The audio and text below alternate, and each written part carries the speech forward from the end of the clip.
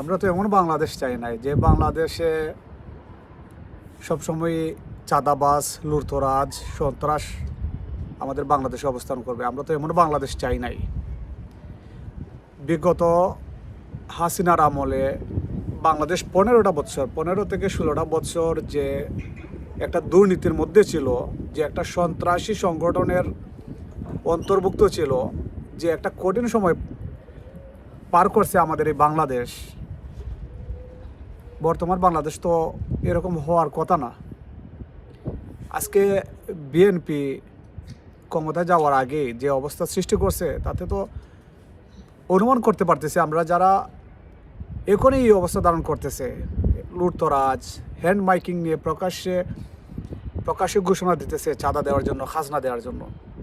এই দলের মানুষ, এই দল যদি সরকার হয়, তাহলে আপনি চিন্তা করেন তো আমাদের বাংলাদেশটার অবস্থা আবার কেমন হবে।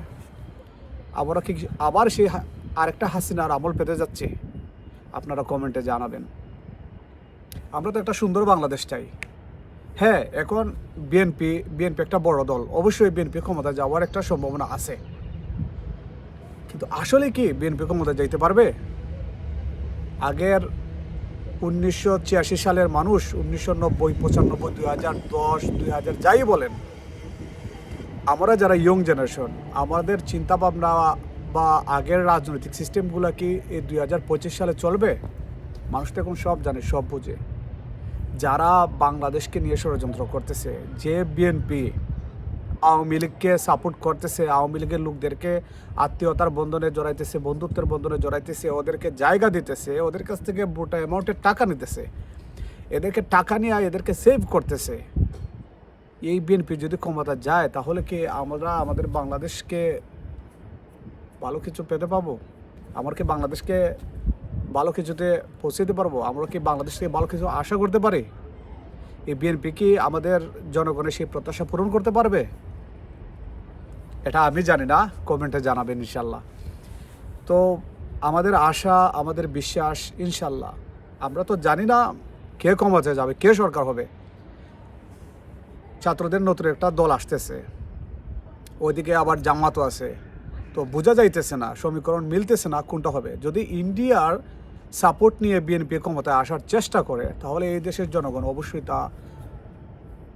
অবশ্যই তা কঠিন হস্তে দমন করবে। কারণ ইন্ডিয়ার কোনো জায়গা আমাদের এই বাংলাদেশে হবে না। দাদাগিরি আমাদের এই বাংলাদেশে চলবে না। ইন্ডিয়ার দাদাগিরি বাংলাদেশে চলতে দেওয়া যাবে না। আমরা কারো তাবেদারি করতে পারবো না। আমরা এই পৃথিবীতে মাথা উঁচু করে দাঁড়াতে চাই।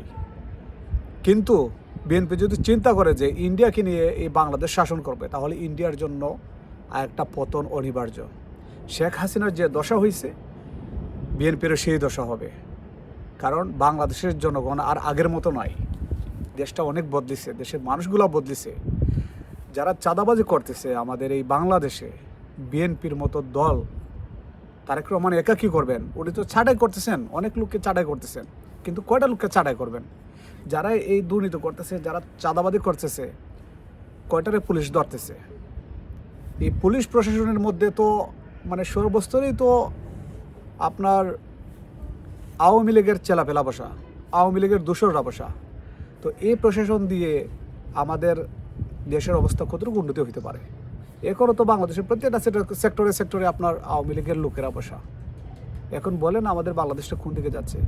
এখন বিএনপি যদি এগুলো বোঝে না, বিএনপি যদি এগুলা বোঝার পরেও না বোঝার বান করে, তাহলে আমরা আর কার দিকে আমরা আশা করতে পারি? আমরা তো আশা করি যে বিএনপি একটা বড় দল, শহীদ জিয়ার আদর্শ লালন করে। শহীদ জিয়ার আদর্শ লালনকারী বিএনপির দলের লোকেরা যদি শহীদ জিয়াকে সত্যিকার অর্থেই ধারণ করে, তাহলে তো তাদের উচিত সেই রকম চলা, সেই রকম বাংলাদেশটাকে তাদের অন্তরে ধারণ করা, যাতে করে আমাদের বাংলাদেশটা অনেক দূর এগিয়ে যেতে পারে। আমরা যাতে অন্যায়কে প্রশ্রয় না দিয়ে আমরা সুন্দর একটা বাংলাদেশ তৈরি করতে পারি।